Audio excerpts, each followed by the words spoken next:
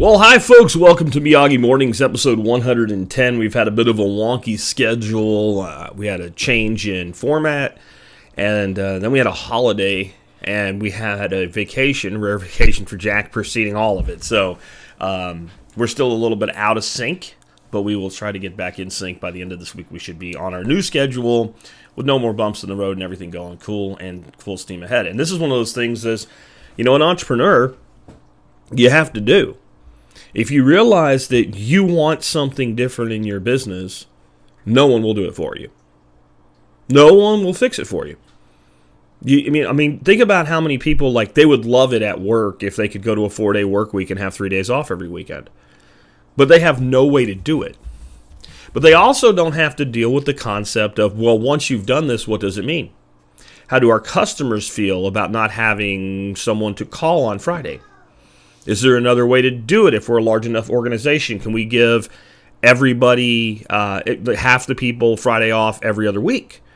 Or can we do Fridays off every other week? I worked at one place, for instance, where they created a schedule that worked like this. You worked 9 hours a day, Monday through Thursday. You worked 8 hours on Friday.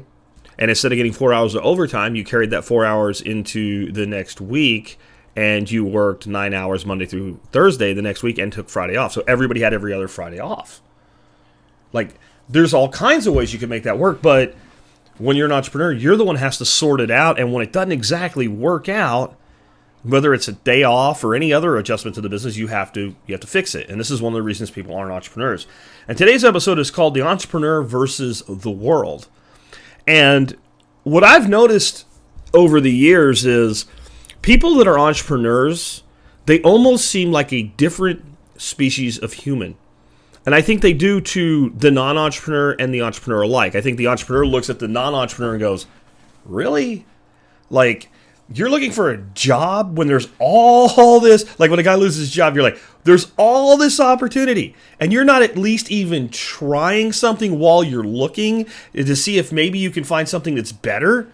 You're not at least hustling to make a few bucks until, you find another job? Yeah, I know you got a job and all, but, dude, you're not, running any kind of a side hustle or anything just to test the waters. And then the person that has the good job, that's never wanted to be an entrepreneur, kind of looks at the entrepreneur and goes, I don't understand all the risk taking. Well, I've said for years that being an entrepreneur is far less risky in the reality and in the long run than it is being somebody's employee. If I'm an entrepreneur, I'm not going to fire myself.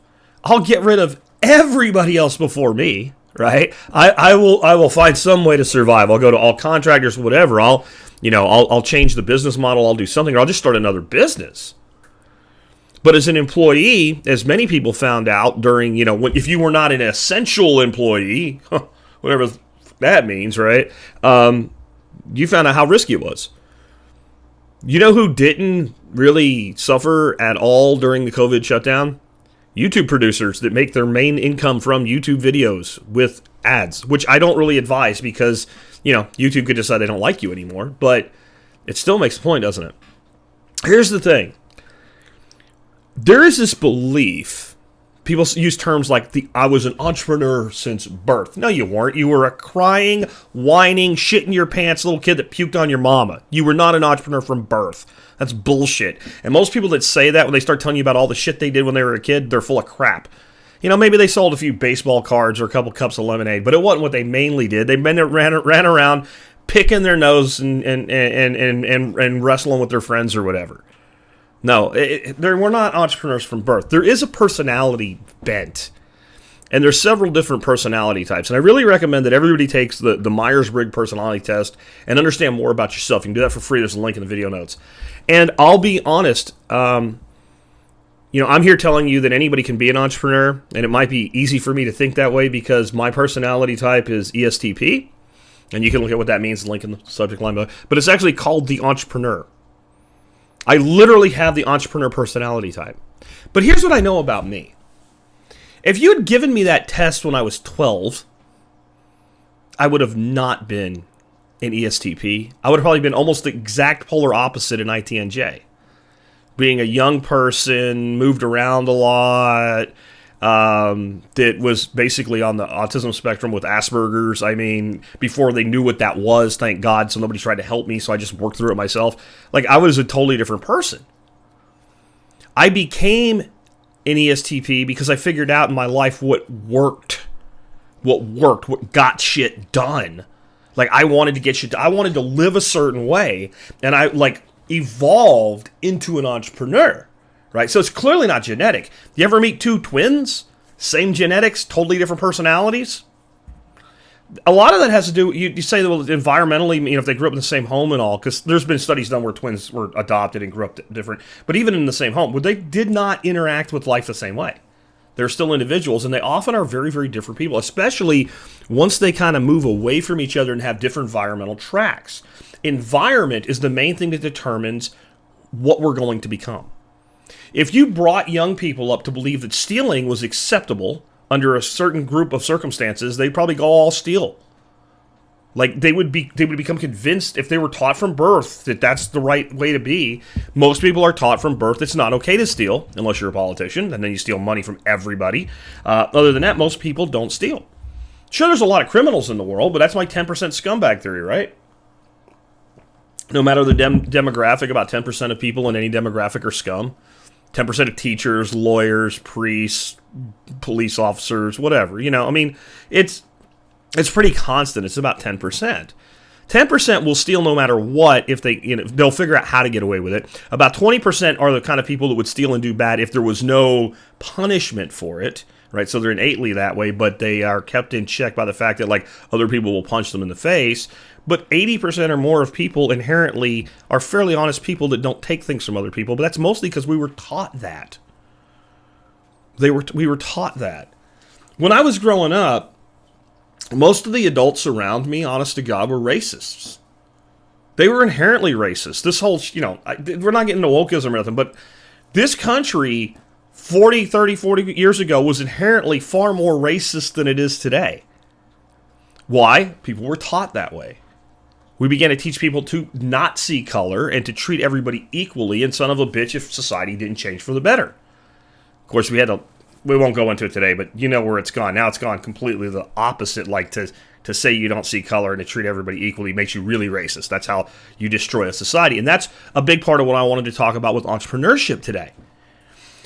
How do you lord over and control a society of entrepreneurs? Well, you don't. You don't. You can't control a society of entrepreneurs. Our country was the perfect place for entrepreneurs to grow and become entrepreneurs. It was free of a caste system, right? It was almost limitless in opportunity because there wasn't enough civilization to allow for control. Like, you needed people to go out and farm. Farming is an entrepreneurship thing. You didn't have giant, you know, lords of the manor that would, you know, rent out plots of land or anything. Like, this was like, hey, go make a field.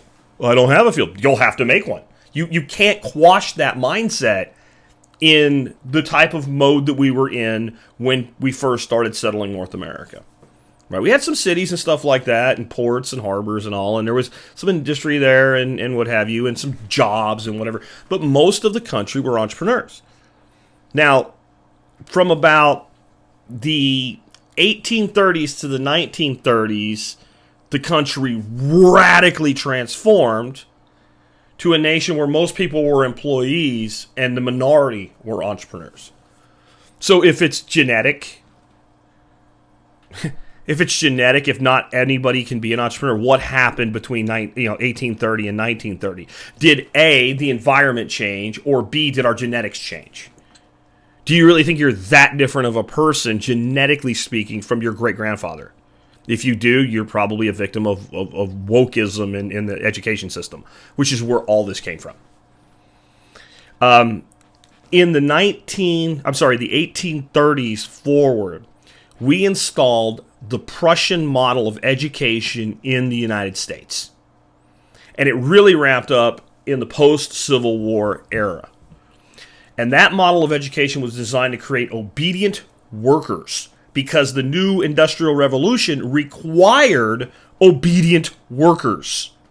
It required someone that could show up at a certain time every day, do his job for 8, 10, 12 hours, and go home and come back tomorrow and do it again, and go home and come back tomorrow and do it again, and go home and sit in this regimented environment, turning a button or pulling a lever or bolting two things together.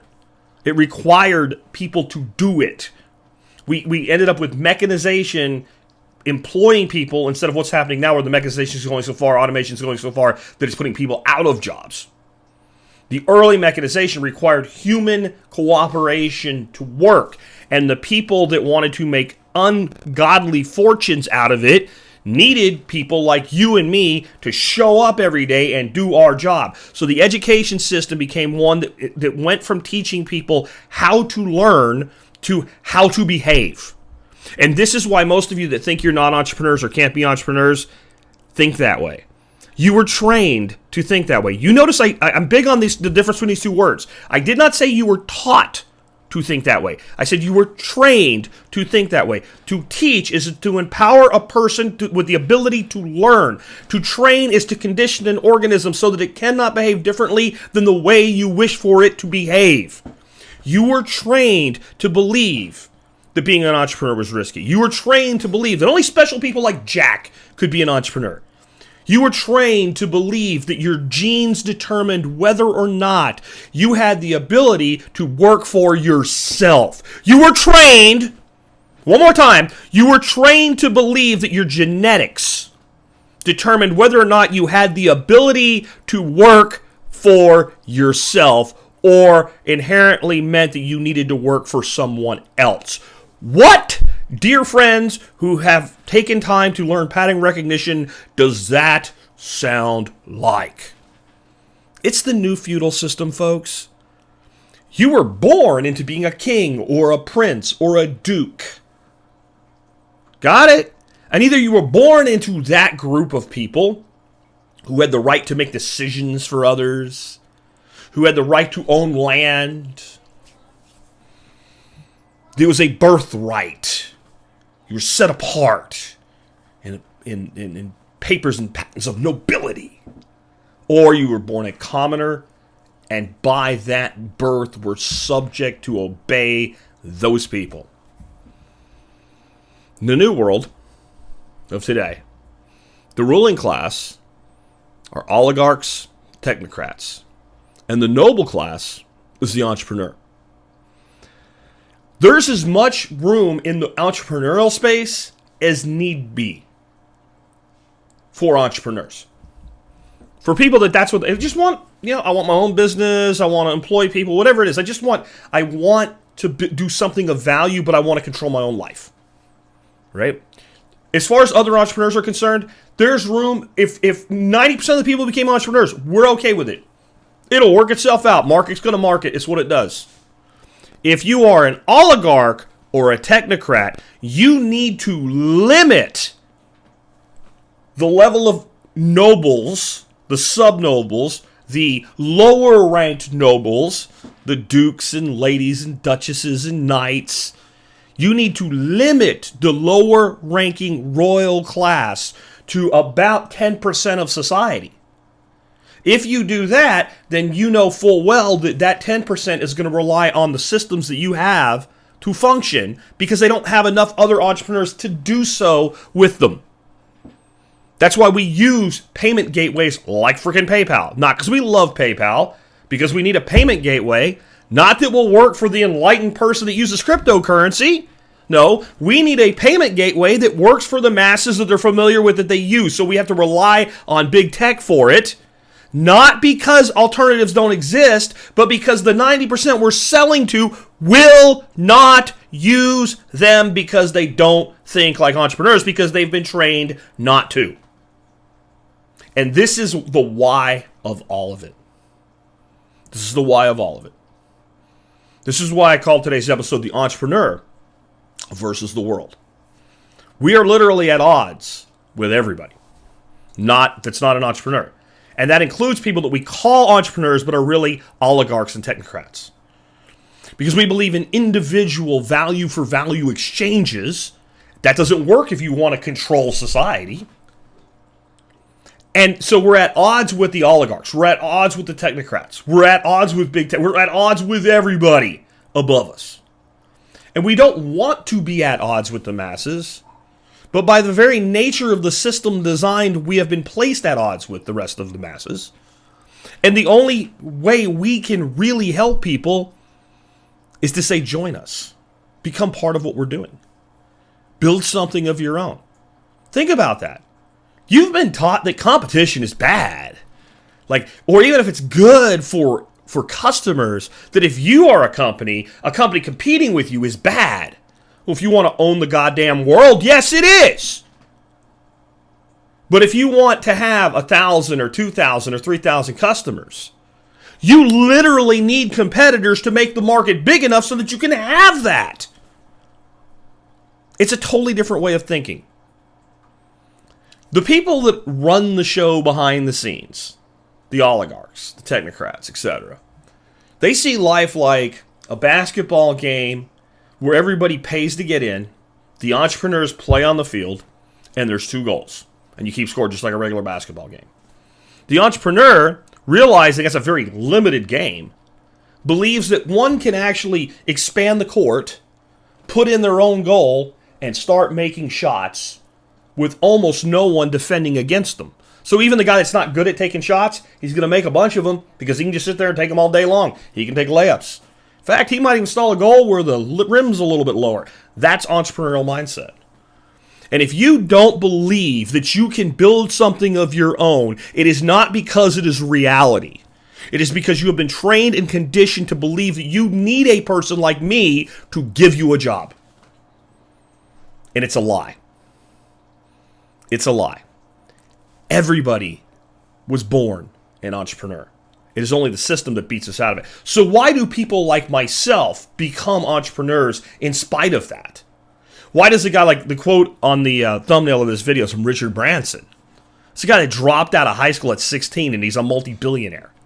How do people like a Richard Branson become a Richard Branson in a world where people are trying to hold you back from doing that, from crossing over to that level of nobility in their new feudal system? There are people that we are so bent in that direction that we are better able to resist the programming and the training and the conditioning. Or that we want it so bad, we blow that all up. But it has nothing to do with being an entrepreneur in of itself. It has to do with dealing with the environmental situation in a way that gets you to the logical place you should be anyway, even when everything's stacked against you. Because there's a lot of different types of entrepreneurs. Not every entrepreneur is an ESTP. I would say that my father was very much like an ITNJ type personality. The man ran a multi-million-dollar tire business. He was a bootleg coal miner. He ran like a pallet refurbishing business. When he got to the point where a business, he was either tired of it, worn out by it, or the market conditions had changed, he just started another business. He wasn't a self-promoter. He's a lot older than me, obviously. But if he was my age today, he wouldn't be on YouTube, or on Odyssey or whatever, telling people about it. He wouldn't be running a podcast. He wouldn't be a big self-promoter. He never was. He was the exact guy that a lot of people are that say, well, I can't be an entrepreneur because I'm this. No, he just wanted to decide when he worked, how he worked, and what he did, and who he did it for. And he just chose to. And it was at a time when the conditioning, even though it goes all the way back to the 1830s, wasn't quite as ingrained, especially in rural America. And I'll tell you the number one thing that creates entrepreneurs. Limited opportunity for employment. That's the number one thing that creates entrepreneurs is not education. It's not personality type. It's limited employment opportunity. It's when you need money and you can't get a job. That's what makes a person start walking down the road and picking up bottles and cans. So I would just look around and ask yourself, are you happy with the way life is? Are you happy with living the way that you do? Are you happy with somebody else telling when you can take time off and what you're allowed to do and when you're allowed to do it and how you show up and how you have to dress and all that other shit? And if you are, fine. If you're not, don't believe your training. Don't believe your conditioning. If you want your own thing, The only thing preventing you from having it is you. With that, we'll catch up tomorrow with another episode.